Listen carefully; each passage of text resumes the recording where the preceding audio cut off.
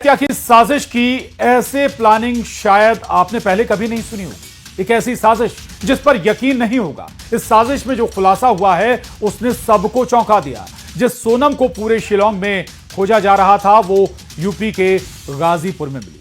सोनम मिली तो एक कर अन्य आरोपी भी गिरफ्त में आते चले गए। आरोपियों के साथ साथ एक के बाद एक नए नए खुलासे होते गए। वो खुलासा हुआ जिसकी कल्पना किसी को नहीं थी। वो खुलासा था सोनम की साजिश का। 20 मई को जो राजा अपनी पत्नी सोनम के साथ हनीमून के लिए निकला था, उसे नहीं पता था कि ये उसकी जिंदगी की अंतिम यात्रा है। सवाल यह है कि जिस सोनम ने अपने सनम को मारा, वो सोनम किसी और के प्यार में पागल थी। यानी शादी से पहले लव अफेयर की कहानी थी और ये कहानी राजा की मौत की वजह बन गई।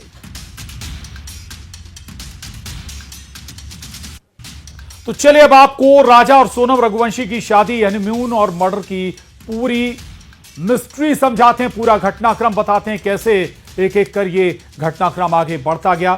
ये बताते हैं आपको, वॉल के जरिए हम बताने का प्रयास करते हैं, कोशिश करते हैं कैसे 11 मई को शादी हुई थी सोनम और राजा रघुवंशी की। बहुत खुश थे, दोनों परिवार वाले खुश थे। 11 मई की शादी हुई, 20 मई से हनीमून शुरू हो गया राजा और सोनम रघुवंशी का। दोनों हनीमून के लिए निकल गए। इसके बाद पहले जो दोनों थे वो गुवाहाटी पहुंचे। गुवाहाटी में मां कामाख्या के असम पहुंचकर मां कामाख्या के दर्शन किए और उसके बाद 21 मई शिलांग के गेस्ट हाउस में चेक इन किया इन्होंने। इसके बाद 22 मई को स्कूटी पर घूमने निकले। ये पूरा घटनाक्रम है जो एक एक दिन का हम आपको बता रहे हैं कैसे।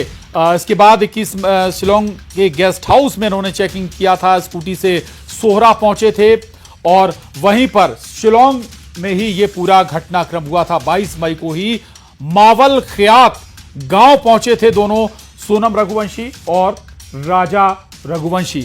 इसके बाद गाइड के साथ नोंगब्रियात गांव पहुंचे और यहीं से इनका जो पूरा आगे का सफर था शुरू हुआ था। 23 मई को इन्हें वापस रवाना होना था और 23 मई को ही ये लापता हो गए थे। 23 मई से ही इनका जो संपर्क था वो परिवार वालों से टूट गया था। इसके बाद 2 जून को राजा रघुवंशी की बॉडी मिली, शव बरामद होता है, लेकिन सोनम का कहीं कोई पता नहीं था, सोनम की कहीं कोई जानकारी नहीं थी। सवाल हर किसी के सामने यही था कि आखिर सोनम कहां है। फिर 9 जून यानी आज 9 जून को सोनम गाजीपुर से मिलती है। देर रात वो अपने भाई को फोन लगाती है, अपनी लोकेशन देती है। इसके बाद गाजीपुर पुलिस पहुंचती है और उसे वन स्टॉप सेंटर ले जाती है। 9 जून को सोनम मिलती है इस हालत में। ये तस्वीर आप देख रहे हैं, इस हालत में सोनम मिली, बदहवास परेशान हालत में सोनम मिली।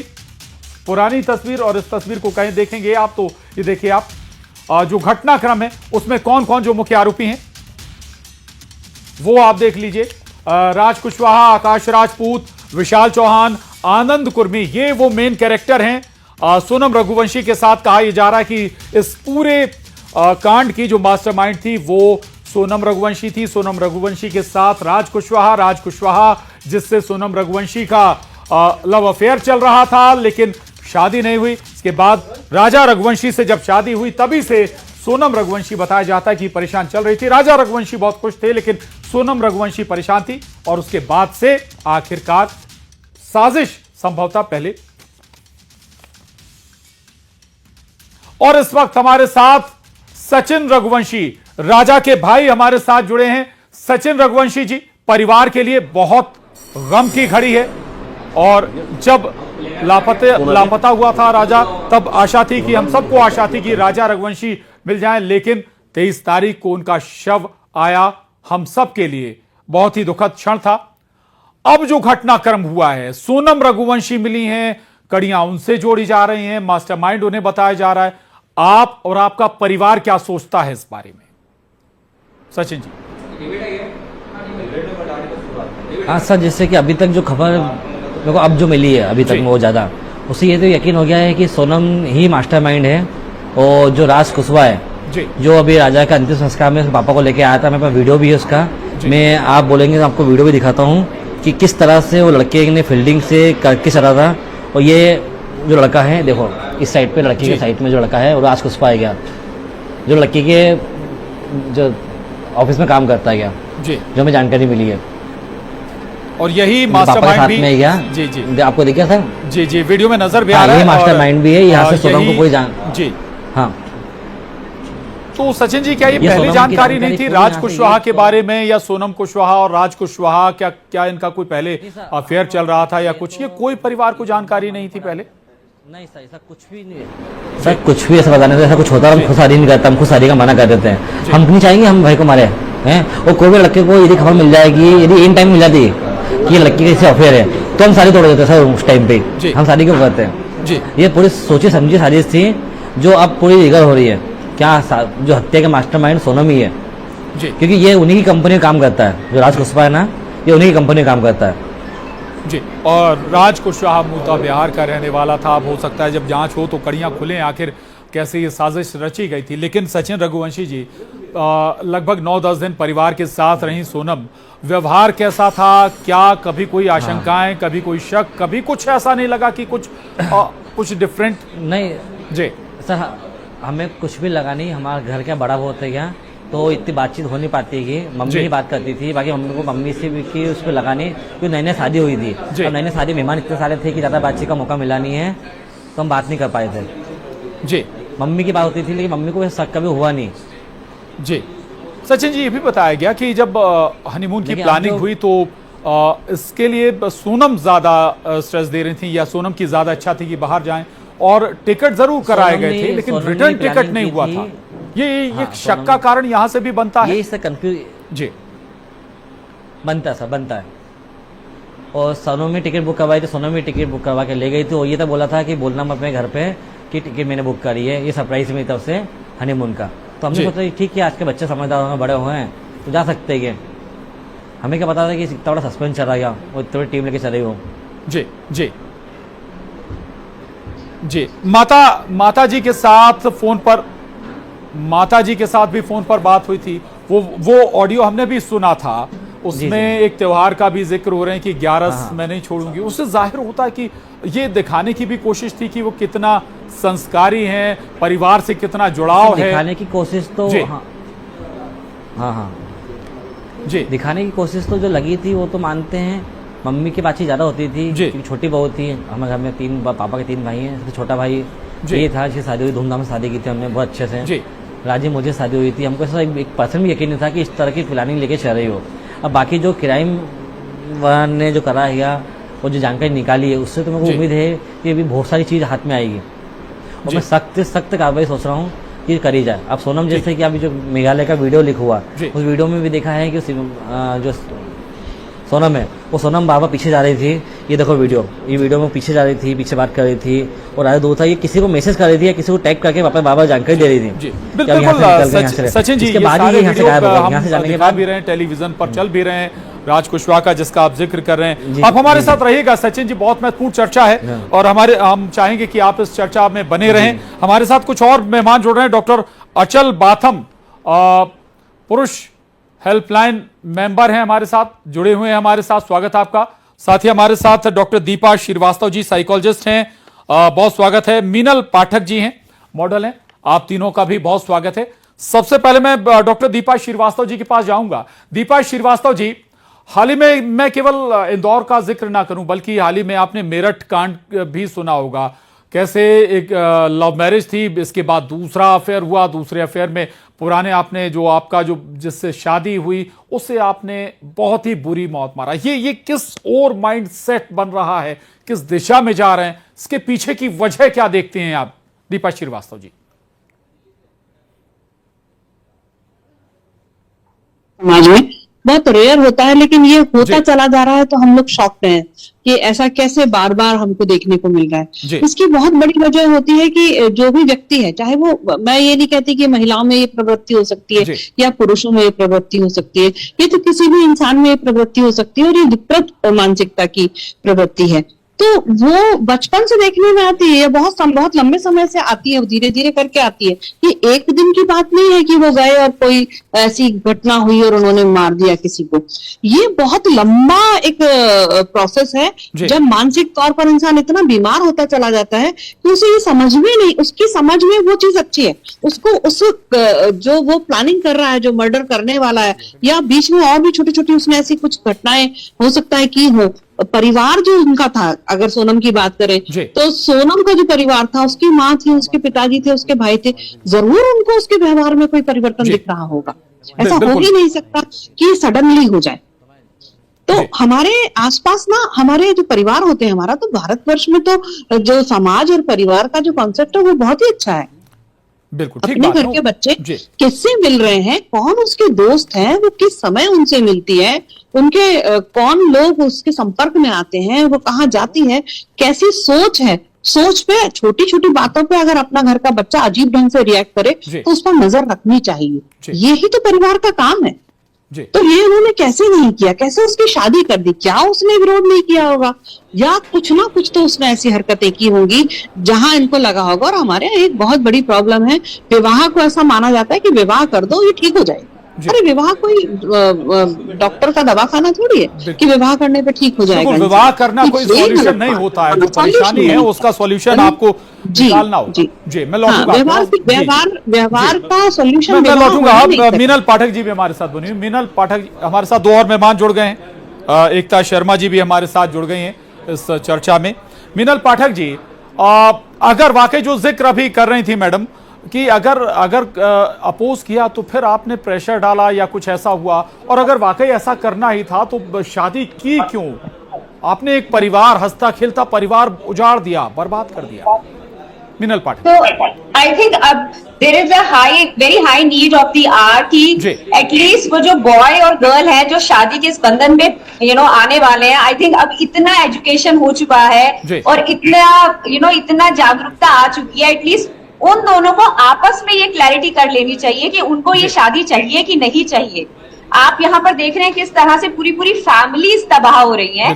This is and I really feel bad for the boy side, because अभी रिसेंटली इतने केसेस इस तरह से आए हैं जहां पर हमने देखा है कि बॉयज साइड बहुत ज्यादा झेल रही है। Not only this case but वैसे डोरी और इन सब मामलों में भी सब कुछ उल्टा चल रहा है। इन तरह से जिस तरह से गर्ल्स बॉयज को शादी के उसमें कर रही हैं और उसके बाद उनसे डिवोर्स के चक्कर में, बेबी की विजिटेशन राइट्स के चक्कर में, और बहुत ऐसे सोशली हम देख रहे हैं कि ऐसा हो रहा है। I think we need some solid support for boys also now in the society, because I feel that somewhere boys are also getting very badly I don't know, मैं ये बोलना नहीं चाहूंगी, but I really feel that there has to be a proper support system for boys side as well, because हमने बहुत सारी women support cells खोले हुए हैं और हमारा legal system भी इस तरह से है कि वो गर्ल्स उसको किसी भी तरह से मोड़ सकती हैं,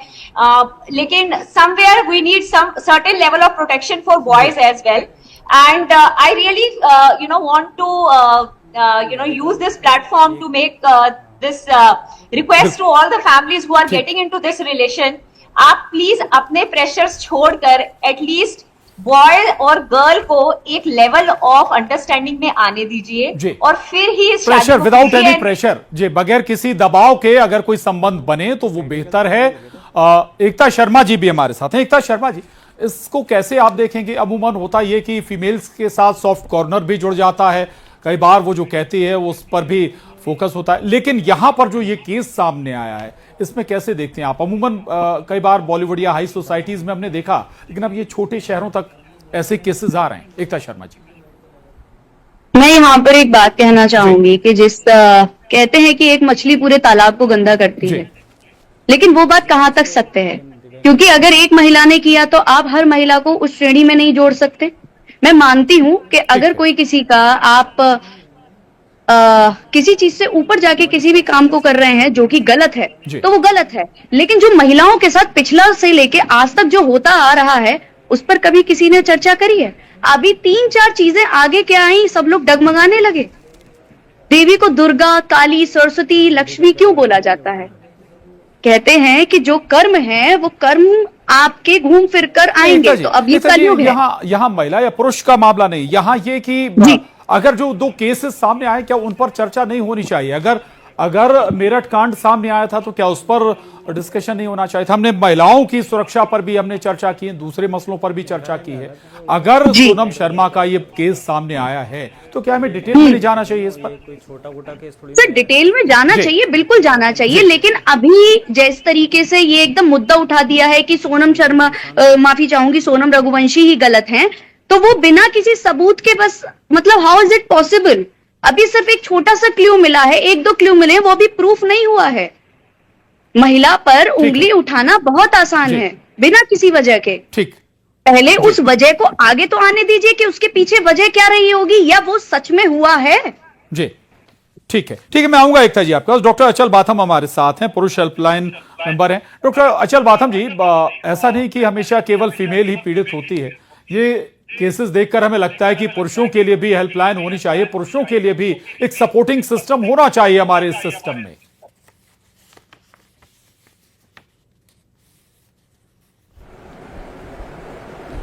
डॉक्टर अचल, आवाज मिल रही है आपको?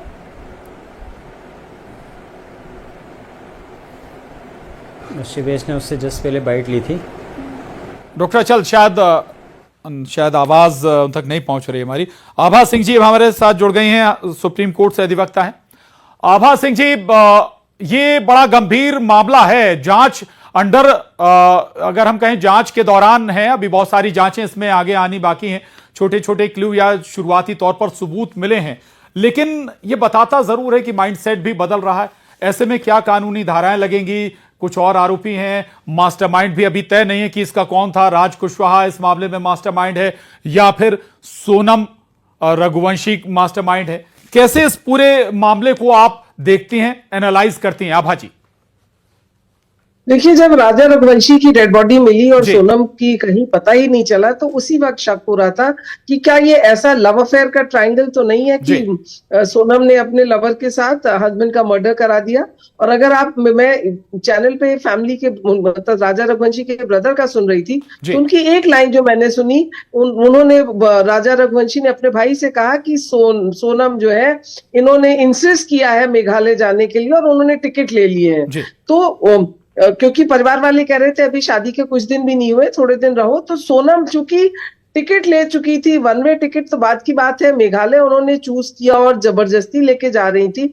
तो ये एक सोची समझी कोल्ड ब्लडेड मर्डर है। टिकट भी नहीं था, कोई बन चुकी थी जी, रिटर्न टिकट भी नहीं हुआ था। हाँ, तो ये एक कोल्ड ब्लडेड मर्डर का वो था। और मेघालय पुलिस ने बहुत अच्छा वर्कआउट किया कि कैसे ये मेघालय से यूपी में गाजीपुर में मिली है और किस तरह हस्बैंड को इन्होंने कहा कि सारी ज्वेलरी लेके जाओ ताकि ये इनको ले सके। तो ये बिल्कुल, और ये पहला हादसा नहीं है, कई इस तरह के हो रहे हैं। और मैं कहना चाहूंगी कि मर्डर जो पहले 302 था, अब बीएनएस में 101 है धारा बीएनएस की, तो मर्डर इज न्यूट्रल, ये ना पुरुष है ना स्त्री है। अगर एक गुनाह हुआ है तो वो दोनों के लिए बराबर है। कानून के अंदर सजा जो होगी, इनको भी फांसी की सजा दी जा सकती है। और मैं तो चाहूंगी आपके चैनल के थ्रू कि इसकी सोनम को फांसी की सजा दी जाए। क्या ऐसे केसेस को रेयर ऑफ रेयरेस्ट में रखा जा सकता है आभा जी? अगर ये प्रूव हो जाए, अगर ये प्रूव हो जाए तो दी जाए, ताकि इस तरह का घिनौनी हरकत कभी ना हो और मैरिज जैसे एक पवित्र रिश्ते का इस तरह से खिलवाड़ न किया जाए। आखिरी बात मैं कहना चाहूंगी कि बहुत जरूरी हो गया है, विदेशों की तरह हिंदुस्तान में भी प्रीनप जो शादी से पहले होता है, अगर वो प्रीनप का एग्रीमेंट शादी से पहले होने लगेगा तो बहुत सारे फॉल्स केसेस खत्म हो जाएंगे। ये एक विडो बनके जो उसकी प्रॉपर्टी इनहेरिट करेंगी वो नहीं करेंगी, जो लोग कैलकुलेशन करके शादी करके केसेस करते हैं वो खत्म हो जाएंगे। सारे वर्ल्ड में अगर है तो हिंदुस्तान में भी प्रीनप का कानून अब आना चाहिए, अगर हम शादियों को बचाना चाहते हैं और चाहते हैं कि इस तरह के गुनाह ना हो। चल ठीक है। डॉक्टर अचल बाथम, पुरुष भी पीड़ित है, ये जाहिर होता है हाल के कुछ आए केसेस में, चाहे मेरठ कांड हो या फिर ये इंदौर मामला। बिल्कुल, ये आपने एक या दो ही कांड गिनाए हैं।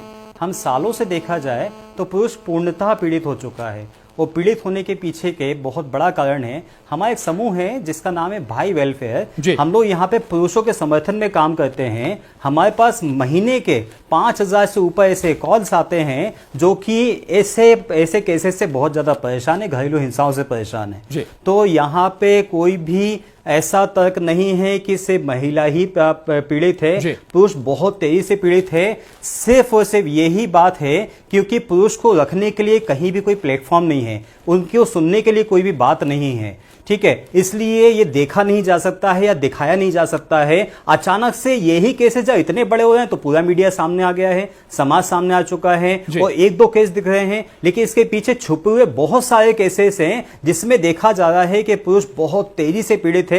क्योंकि हमारे यहाँ कहा गया है ना कि दुख है तो चुप रहो, और पुरुष है, मर्द को दर्द नहीं होता है, ठीक है। मर्द है वो अपनी शर्म के कारण बोल नहीं पाता है, लेकिन घर के अंदर वो बहुत कुछ झेलता है, इस संबंध के अंदर बहुत कुछ झेलता है, वो अपनी एक एक बात को रख नहीं पाता है। तो इसमें कोई भी तर्कसंगत नहीं है कि पुरुष पीड़ित नहीं, पुरुष बहुत तेजी से पीड़ित है भाई साहब, ठीक है। और ये तो 1-2 केसेस हैं और इसके ऊपर इतने मीम बन रहे हैं कि भाई साहब तू तो अपनी पत्नी से पीड़ित हो चुका है, मजाक के तौर पे लिया जाता है। अभी ऐसे जोक्स बन चुके हैं कि नीले ड्रम को लेकर जोक बन चुका है। ये कोई भी ऐसा अतिशोक्ति नहीं है कि ये इतना गंभीर केस है, कल को जाके ये हनीमून को लेके भी बहुत सारे मीम बनने वाले हैं। तो पुरुषों को स्वाभाविक है कि अब कोई नया जोड़ा अगर हनीमून के लिए जाता तो शक के दिमाग में शक ज्यादा रहेंगे बजाय ये कि वो अपने उस ट्रिप को एंजॉय करें। लौटूंगा मैं डॉक्टर दीपा श्रीवास्तव जी, क्या एक वजह आपको ये नहीं लगती कि जो सामाजिक ताना बाना है उससे हम लोग बाहर आ गए, इंडिविजुअल फैमिलीज हो गई हैं,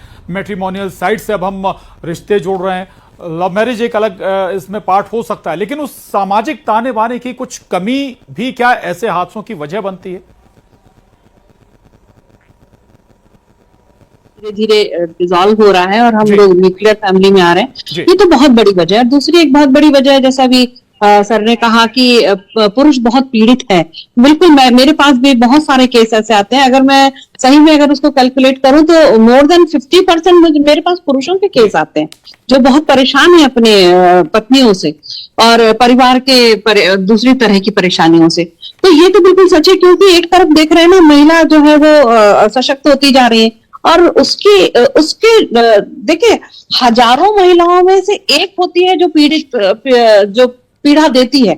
लेकिन ये तो होता है, इसमें कोई महिला या पुरुष का तो इस तरह की मानसिक विकृति को मैं महिला या पुरुष की विकृति तो बोलती ही नहीं, कह ही नहीं सकते, ये तो इंसान की विकृति है। अब इसमें महिला भी विकृत दिमाग की हो सकती है और पुरुष भी हो सकता है।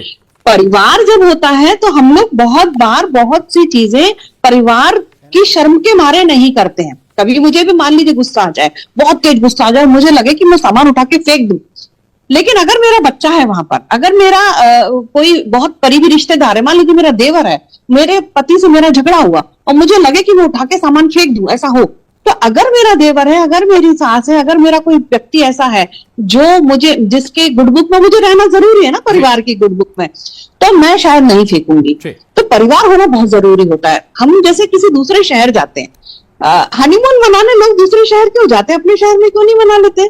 सिर्फ इसलिए ना कि यहाँ मुझे बहुत सारे लोग जानते हैं, हम वहां जाकर के कुछ भी ऐसा कर सकते हैं, दौड़ सकते हैं, गा सकते हैं, खेल सकते हैं, लेट सकते हैं, पहाड़ियों में फिसल सकते हैं। तो हम वहां पर वो चेहरे देखते हैं जो हमें नहीं जानते, जिससे हम कुछ भी कर सकते हैं। बस इसी तरह अगर परिवार के बिना हम हैं तो हम कुछ भी कर सकते हैं, फिर हमें किसी का डर ही नहीं, हमें समाज का डर ही नहीं। और वही हो रहा है, वही हो रहा है। बड़ा पहलू है और इंडिविजुअल फैमिलीज भी एक बड़ी वजह है। आभा सिंह जी, मैं थोड़ा सा फिर पीछे जाऊंगा, चूंकि एक बड़ी साजिश जो अभी तक पुलिस की थ्योरी में सामने आई है कि पहले एक हथियार भी खरीदा गया, जो 3 लोग थे, 3 युवक थे जिन्हें संभवतः हिरासत में लिया गया, काफी पहले से फॉलो कर रहे थे, यानी असम से कामाख्या देवी से मंदिर से वहां से फॉलो कर रहे थे, बाद में शिलोंग में भी फॉलो किया। इसके बाद खुद सोनम रघुवंशी ने एक दूसरा रास्ता अपनाया जाने के लिए, जहां पे लोग कम थे या कहें लोग थे ही नहीं, जंगलनुमा रास्ता था। यानी कि पूरी साजिश के तहत चुना गया, जगह को चुना गया और फिर टारगेट किया गया। बिल्कुल, ये एक कोल्ड ब्लडेड मर्डर था, प्री प्लान था, क्योंकि आप देखिए पहले दिन गाइड कोई और थे, जिस दिन इनको उसका मर्डर करना था इन्होंने गाइड भी बदल दिया, बोला गाइड नहीं चाहिए। और वो तो वहां मेघालय का एक गाइड था जिसने कहा कि हिंदी में लोग बोल रहे थे, तब मेघालय पुलिस को अंदेशा हुआ कि कोई लोग बाहर से आए थे जिनका हाथ है इस मर्डर में। नहीं तो पहले सबके दिमाग में था कि क्या वो फिसल के मर गई है, क्या हुआ। तो बिल्कुल ये सोची समझी साजिश थी जो इंदौर में ही रची गई थी, इंदौर से ही ये लोग एंगेज किए गए थे, क्योंकि मेघालय चूज करना, लेके जबरदस्ती जाना और वहां पे इस तरह से एग्जीक्यूट करना, अभी सब सच्चाई सामने आएगी।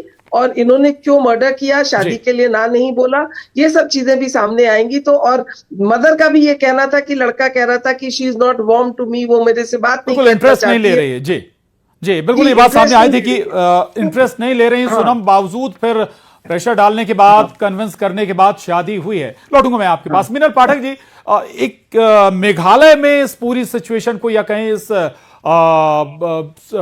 जो टारगेट किया गया वो मेघालय ले जाकर किया गया, क्या नहीं लगता इसके पीछे कि दूसरे स्टेट ले जाएं, ऐसे स्टेट, नॉर्थ ईस्ट स्टेट में जहां पर शायद संभव मर्डर हो जाए, मर्डर कर भी दें, बहुत ज्यादा जानकारी ना आए और मामला आया गया हो जाए, लेकिन मीडिया में इतना हाइप हो गया कि आखिरकार एक एक कड़ियां खुलती चली गई। मीनल पाठक जी।